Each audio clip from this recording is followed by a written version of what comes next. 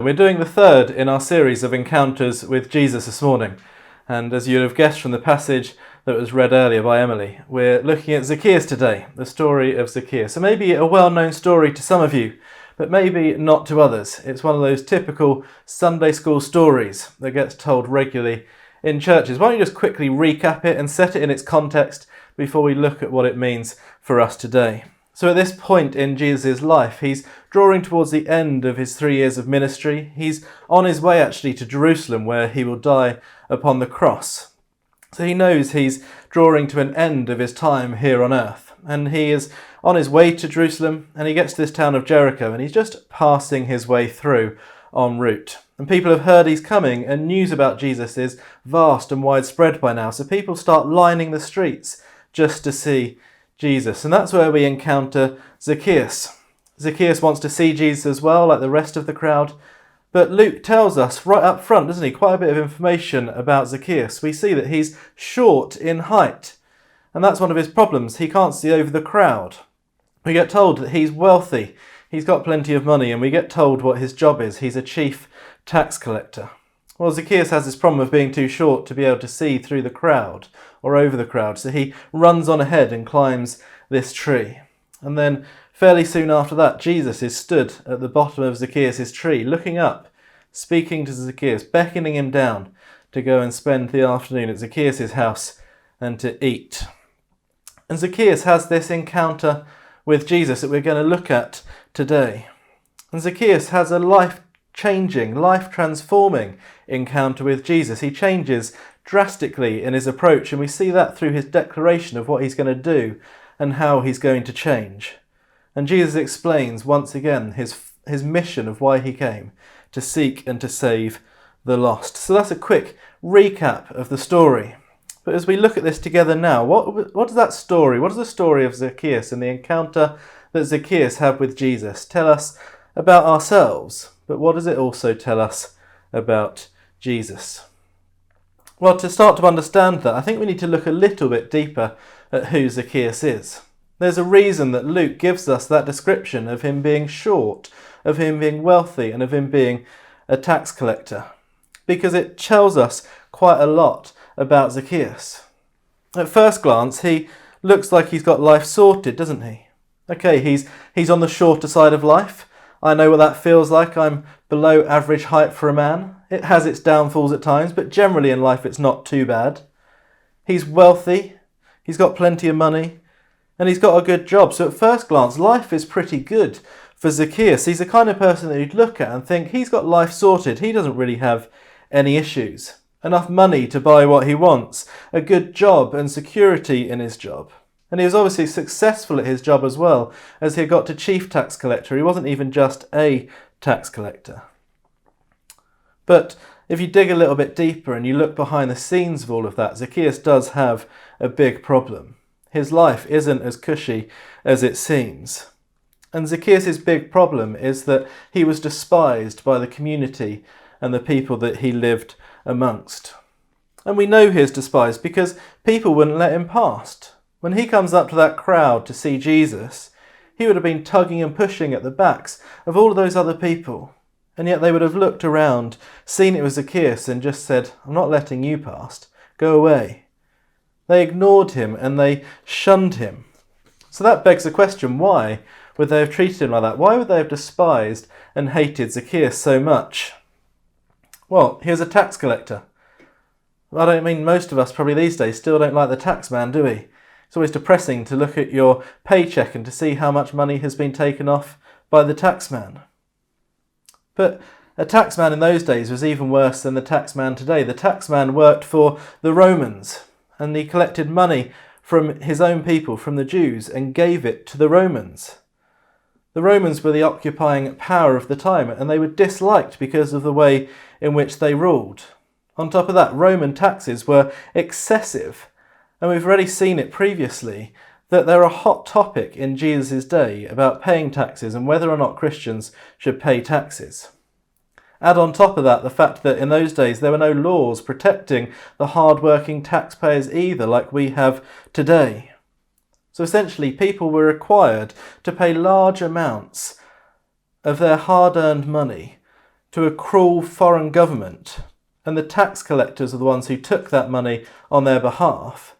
But not only did they take the taxes, they then took some on top as well to line their own pockets. See, Zacchaeus is described as wealthy, isn't he? But the way in which Zacchaeus had become wealthy was to abuse his position as tax collector, take extra money from the people who were meant to be his friends, and keep it for himself. So that would have naturally left the people resentful of Zacchaeus, because he was stealing from them. He was making the poor poorer and the rich richer. In that sense, he's a reverse Robin Hood. We all love that character, don't we? The Robin Hood who takes from the rich and gives to the poor. Well, Zacchaeus is the opposite. He's taking from the poor and making himself rich. And since he had the full support of the Roman authorities because he was working on their behalf, the people were powerless to do anything about it or to stop him. So although Zacchaeus has money, within his society, within his community, he's an outsider. He's shunned and ignored. And we don't know for certain why Zacchaeus was there that day, but maybe he had become weary of chasing after money and just getting richer, whilst being lonely and isolated. And perhaps he was yearning for something better in his life. Maybe that's the reason that Zacchaeus was there that day, and he was there just hoping for a sighting of Jesus, just to merely see Jesus as he walked past on the street. Well, it's Zacchaeus' fortunate day in that sense, because he gets far more than just to see Jesus. He gets a one-on-one, intimate conversation with Jesus. He gets that personal encounter with Jesus. And it's that encounter that we're going to spend most of the rest of our time looking at now, before we just finish by looking at what this story tells us about Jesus. And how Zacchaeus changed as a result of that encounter is going to be our focus. And I've broken it down into 3 sections. And the 3 sections are this. A seeking man became found. A small man became big, and a poor man became rich. So let's start with that first one. A seeking man became found. So here's Zacchaeus, shunned by everyone. He's found refuge in a tree to achieve his goal of seeing Jesus pass by. He's a despised man hiding in a tree, to put it a little more bluntly. And just imagine for a moment what life for Zacchaeus was like. A man despised. People would have ignored him when they saw him. People probably would have crossed the street to get away from him. When they saw him coming, they knew he was just coming to take more money from them, and they would have resented and hated him for that. It would have been an isolated, lonely life with people talking about you and actively despising you. And then all of a sudden, the one man that everybody, that entire crowd, is out to see, is standing at the bottom of Zacchaeus' sycamore tree, looking up at him and saying, "Come on down, Zacchaeus. Hurry down, in fact, because I want to meet with you. I want to see you. I want to spend time with you." And do you notice Jesus calls him by name? He doesn't just say, "Oi, you up there." But he knows who Zacchaeus is. He says, "Zacchaeus, come down." Jesus personally knows him and wants to go to his house. I think it's also important there to notice that Zacchaeus doesn't initiate any of this. Zacchaeus isn't perched on his branch, waving his arms and hollering at Jesus to try and get Jesus' attention. Zacchaeus is sat there, observing, watching, to get a glimpse of Jesus. But Jesus notices and singles him out. And as I said, we don't know why Zacchaeus was there. Maybe it was just mere curiosity. Maybe he hadn't realised how much in his life he needed Jesus. But whether he knew it or not, Zacchaeus was lost in life. He was chasing the wrong path and not living the right life. He was lost without knowing it. And that can happen to us in life sometimes, can't it? Esther won't mind me sharing this, I don't think, but she's not always the best one for directions. And I think the only time that I've been geographically lost in my life without knowing it was with her. She was heading on a coach back up to her parents and needed dropping off after we'd been somewhere. And the coach station was in Nottingham. So Esther said, "It's fine, I've put the address into the sat-nav." So I was happily following the sat-nav on our way to this coach station to drop her off. Time was ticking on, we'd left it slightly late. And as we arrived at the destination, we were just in the middle of a residential street. We had been driving for 40 minutes, thinking we were on the right path, just to find out at the end we had been lost the entire way. Well, sometimes we can drift through life, lost and not realising it as well. And we, like Zacchaeus, are lost if we don't know God yet. And we need God to find us and to save us. And just as Jesus stopped and found Zacchaeus in that tree, if you're lost this morning and you're looking for a new beginning, then Jesus will find you as well if you're open to him finding you. And let me just encourage you to be open to Jesus finding you, because Jesus doesn't come and meet Zacchaeus and encounter Zacchaeus and say, Zacchaeus, you're not living the right life. You're stealing, you're ripping people off to line your own pockets. Change that and then come back to me and we'll talk. No, that's not the kind of God that God is. Jesus instead climbs into the mess with Zacchaeus. And he treats Zacchaeus as a human being. And he loves him despite the fact that Zacchaeus is messed up. And the same is true for us. God comes in to our lives in our mess and then helps us to clean our lives up, because that's how much he loves us. Jesus is willing in that sense to come to your house, just like he was willing to go to Zacchaeus' house. But the question is, will you let him in? So then secondly, a small man became big. It's not Zacchaeus' fault, is it? Zacchaeus couldn't help being short any more than I can help being short. Sometimes an extra couple of inches in height would be brilliant. And it wasn't his fault that he couldn't see over the crowd. But Zacchaeus did what was necessary to overcome that handicap of being short by putting aside and climbing a tree to be able to see Jesus.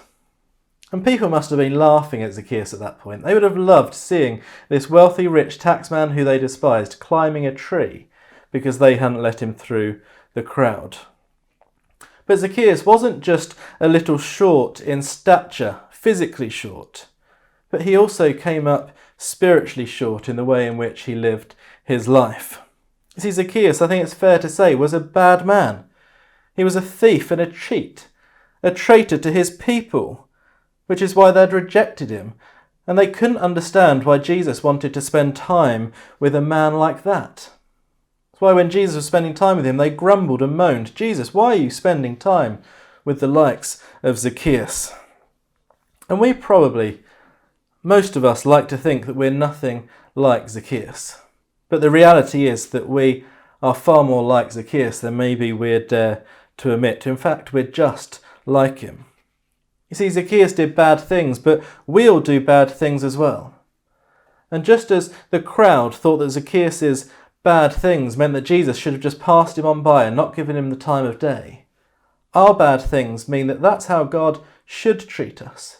It's not how he chooses to treat us, but it's how he should treat us. You see, we all do bad things and deserve to be rejected by the holy, perfect God. And the Bible is really clear on this. It tells us that we've all fallen short of God's standards. We are all naturally bad. That's Romans 3:23. For all have sinned and fall short of the glory of God. We are all little in stature when we come before God. We're too little in that sense to enter heaven and to enter the presence of God. And for some, that will be hard to hear this morning. And it'll be hard to hear because we think of ourselves as good people, as spiritually big. But we can only think of ourselves that way when we measure ourselves against man's standards. Man's standards use things like money and position and authority and popularity and success to measure how good we are in life, how big we are. But all of those things don't make us big. You see, you come out, when you assess yourself against those, if you're doing well in life, then you come out thinking that you look big, thinking that you have everything sorted, when in reality, like Zacchaeus came to see and understand, he had nothing. You see, man's standards are not God's standards. God's standards are simple, and they're this. His standards are, do you love him? And do you follow and obey him? See, you can't earn your way into heaven. Jesus is the only way, and without Jesus, we'll all fall short. Let me try and explain it in this way. Our little 1.5-year-old goes to a childminder whilst Esther works. And when she gets to the childminder, when you take her, she wants to ring the bell herself. Well, no matter how much she goes onto her tiptoes, no matter how much she stretches up her hand, she's never going to reach that bell to push it herself. And what it takes is for me to pick her up and to hold her at the right height for her to then press the bell. Well, we're a little bit like that with God. God's standards are at the height of that bell, and we're way down here, even trying our best and doing our best. We will never reach. And we need Jesus to come and to pick us up and to lift us up to God's standard, which he does when he died for our wrongdoing and all of our sin upon the cross, but then put his perfect right standing with God upon us. Jesus lifts us up and presents us to God, just as I lift Pippa up and present her to that bell to push it. That is the only way of getting up to God's big standards, is through Jesus. And Zacchaeus became a big man because he decided to follow Jesus. So the question is, will you do the same and decide to follow Jesus this morning? If the answer to that question is yes, then you'll receive the greatest gift ever of being a child of God, and you'll become as big as they come. But if the answer is no, then I've got to tell you this morning, you're in grave danger, and I urge you to reconsider who Jesus is. So thirdly then, a bad man became good. The story of Zacchaeus concludes on a positive note, doesn't it? It concludes with his life being distinctly different from how it started. It starts with him being a cheat and a thief and a fraud, and it finishes him with him being generous and giving away his money. For years, Zacchaeus has been lining his own pockets with other people's money through dishonest means. But a short encounter with Jesus, just a little bit of time with Jesus, changes all of that drastically. Immediately, he cleans up his act. He says he'll give away half of all of his wealth. And anyone he's wronged, he will pay back 4 times. Zacchaeus, through this encounter with Jesus, is seeking retribution for all the wrong that he's done. Why does he act in that way? Jesus certainly didn't turn around to him and say, Zacchaeus, come on, you need to do this. It wasn't Jesus' idea, but it was Zacchaeus's. And it also certainly wasn't to earn favour or approval with Jesus. Jesus already loves Zacchaeus, despite all the wrong that he had done. But it's in response to that love of Jesus that Zacchaeus acts in this way. It's in the gratitude for the love of Jesus that Zacchaeus acts. You see, when you truly encounter Jesus, he utterly transforms your life, from lost to found, from sinner to saved. And that impacts how you then choose to live your life. We don't do it because Jesus is there with a big rod hitting us and forcing us. But we do it in a response to the love that he's demonstrated for us. The Bible's clear on this as well, that faith without deeds is dead. Those deeds are doing absolutely nothing to earn your salvation. Jesus did that fully upon the cross himself. But those deeds, those actions, are mere symbols and signs of your faith in Jesus. As I've been preparing this, the words of a well-known song have been going around in my head, and they say this: love so amazing, so divine, demands my soul, my life, my all. And that's the reality of knowing Jesus.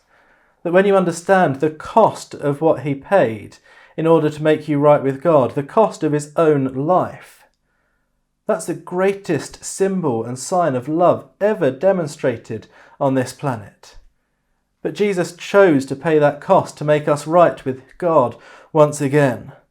And when you understand that, it isn't hard to want to make those changes in your life, because you do it as a response to what's been done for you. When you understand what Jesus did for you, you can't hold back from giving your all, your life, to Jesus. It's just an irresistible desire. And maybe some of you are thinking, well, that's okay for Zacchaeus. He met Jesus in person. I haven't, so I couldn't change like that. Well, let me tell you about Louis Zamperini. He was a famous American runner and ended up as a Japanese prisoner of war in the Second World War. He was tortured cruelly, and he came back messed up. I guess these days he'd be diagnosed with PTSD.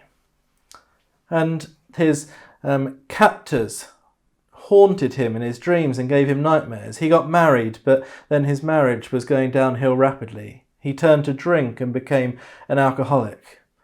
But one day he heard the gospel. He gave his life to God. And from that very instant, his marriage began the path to restoration, and he never touched a drop of alcohol again.